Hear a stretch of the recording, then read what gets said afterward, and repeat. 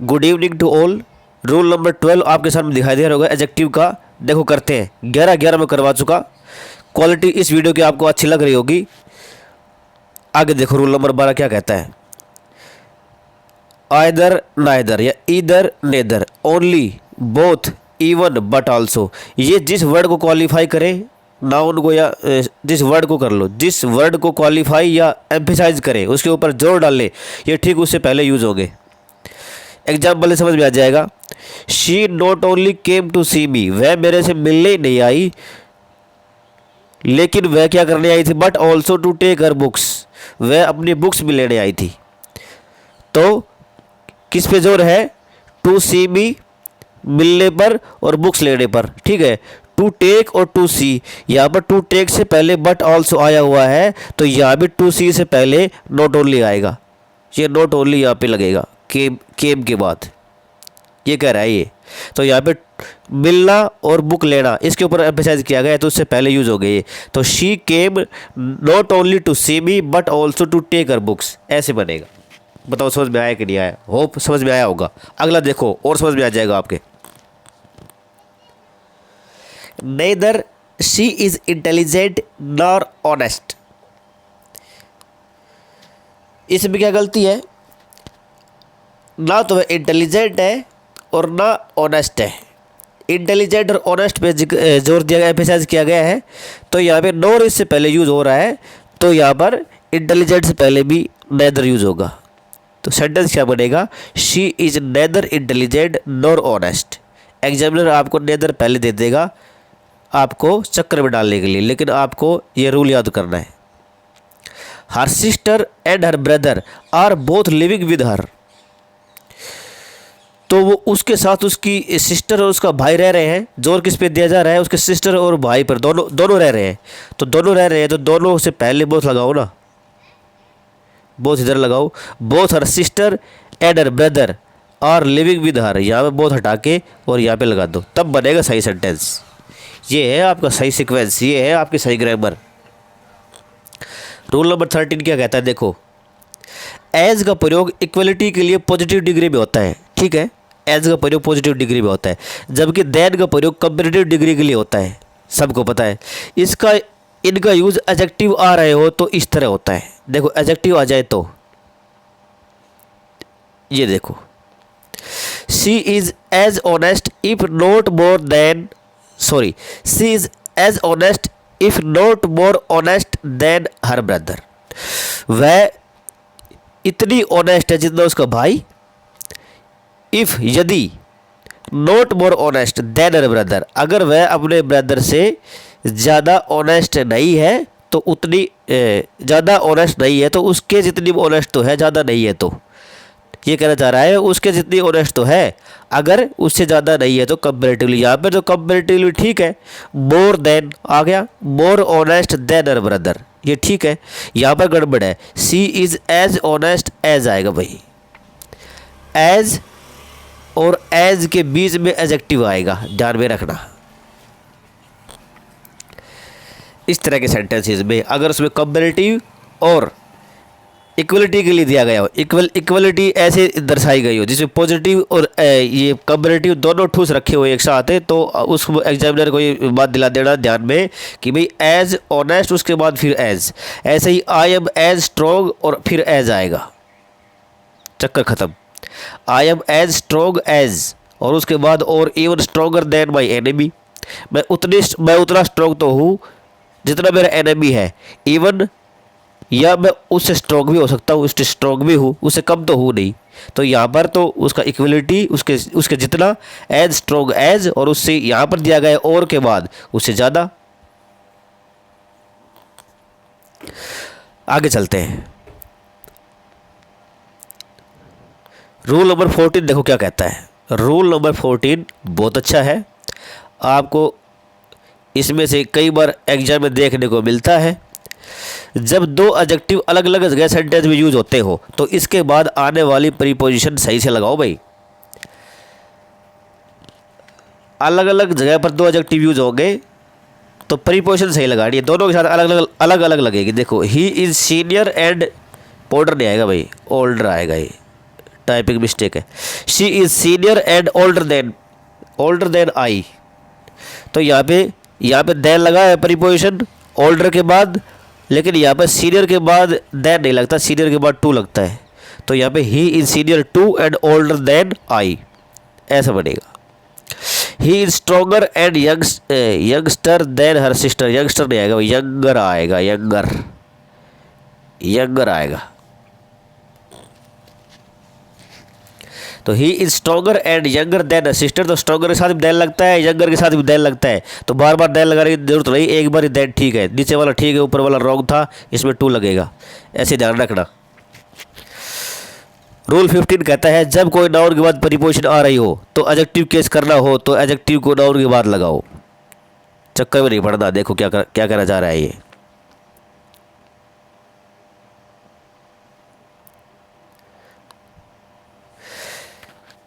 जब कोई नाउन के बाद प्रीपोजिशन आ रही है, ठीक है, और एडजेक्टिव यूज करना है तो एडजेक्टिव नाउन के बाद लगेगा,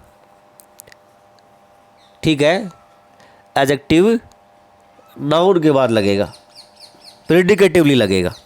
तो द सब्जेक्ट इज ए वर्दी matter of note.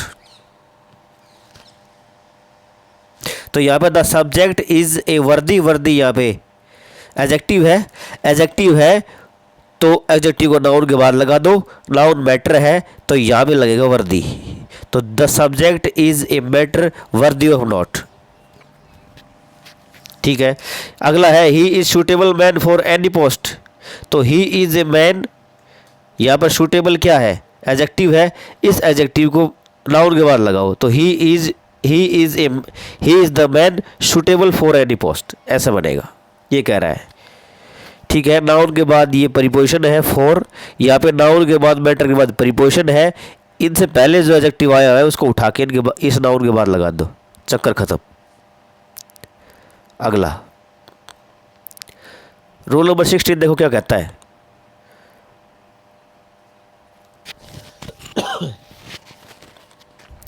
Comparison of weight time quantity and number. Weight time नहीं है भाई, वेट है ये, weight time quantity and number, ये है। टाइपिंग में थोड़ा मिस्टेक हो जाता है। जब टाइम का यूज़ कंपैरिजन के लिए होता है तो पॉजिटिव डिग्री का यूज़ होगा भाई, और जब सेंटेंस विदाउट टाइम हो तो कंपैरेटिव डिग्री लगा दो। देखो जब टाइम का यूज़ कंपैरिजन के लिए होता है तो पॉजिटिव डिग्री लगेगी, टाइम का यूज़ कंपैरिजन के लिए।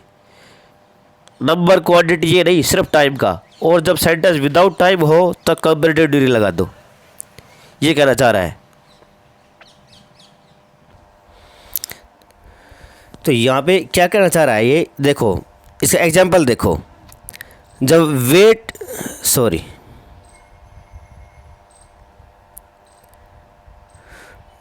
वेट क्वांटिटी और नंबर, वेट क्वांटिटी और नंबर में कहना चाह रहा है कि इसमें जो कंपैरिजन है वो इसमें होता ही नहीं जब टाइम का होता है तो, ठीक है। जब टाइम का यूज़ कंपैरिजन के लिए होता है तो पॉजिटिव डिग्री का यूज़ होगा भाई, ठीक है।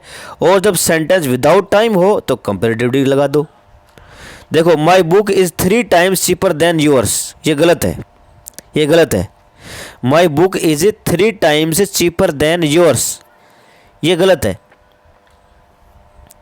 तो इसमें क्या लगाएंगे, इसमें क्या लगाएंगे, इसमें लगाएंगे हम पॉजिटिव डिग्री। पॉजिटिव डिग्री कैसे बनाएंगे, एज से। तो my book is 3 times as cheap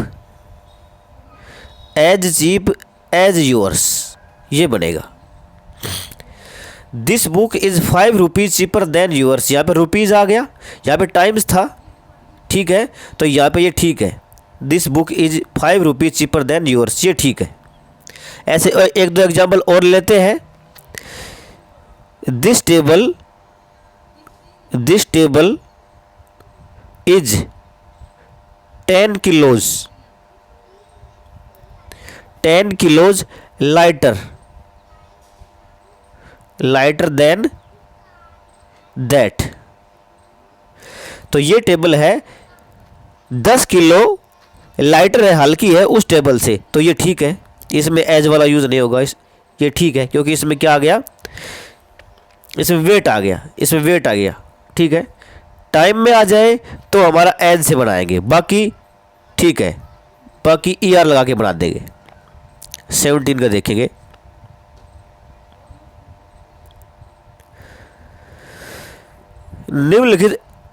निम्नलिखित एडजेक्टिव्स हमेशा प्रेडिकेटिवली ही यूज होंगे, मतलब नाउन से पहले यूज होंगे या नाउन से पहले यूज नहीं होंगे। ठीक है, ये नाउन के बाद यूज होंगे। नाउन के बाद यूज होने वाले प्रेडिकेटिवली यूज होते हैं और नाउन से पहले यूज होने वाले एट्रीब्यूटिवली यूज होते हैं।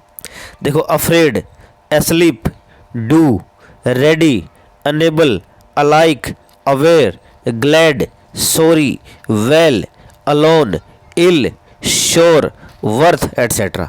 मतलब ये अपने आप अकेले आ सकते हैं, इनको किसी नाउन के सहारे की जरूरत नहीं। ठीक है, I found a boy asleep, मैंने एक लड़के को पाया सोया हुआ। तो ये बॉय यहाँ पे क्या है, नाउन, नाउन के बाद आ रहा है, प्रेडिकेटिवली है। The man is afraid of my dog, मेरा ये जो आदमी है मेरे डॉग से क्या है, अफ्रेड है। तो अफ्रेड यहाँ पे क्या अकेला आया हुआ है, इसके ना इससे पहले नाउन है ना इसके बाद है। ठीक है, ये रूल है। तो ये सारे आप एग्जाम में आपके आते हैं। एस्लीप आता है, अफ्रेड आता है, और क्या क्या आता है, अलाइक आता है, अवेयर आता है। ठीक है, सॉरी भी आ जाता है, अलोन भी आ जाता है। तो ये आप ध्यान में रखेंगे, और ध्यान में नहीं रहे तो भाई इनको रट लो। नेक्स्ट लास्ट रूल है, देखो लास्ट रूल कैसे करेंगे। एडजेक्टिव का ऑर्डर देखो तो ऐसे, एडजेक्टिव का ऑर्डर देखो ऐसे ही होता है जब किसी नाउन को क्वालिफाई करना हो। नाउन को क्वालिफाई करना हो तो ऑर्डर ऐसे करेंगे। देखो, पहले साइज आएगा, फिर शेप आएगा, फिर एज आएगी, फिर कलर आएगा, फिर नेशनैलिटी आएगी, फिर मटेरियल आएगा, फिर नाउन आएगा। इससे पहले ये एक सीक्वेंस बनेगी, ये ऑर्डर बनेगा। SSACNM, तो 20 year old black American Negro, 20 year old black American Negro, इसमें नाउन है निग्रो। निग्रो से पहले देखो कितने एडजेक्टिव यूज हो रहे हैं भाई। 20 की स्पेलिंग गलत टाइप हो गई, TWENTY आएगा।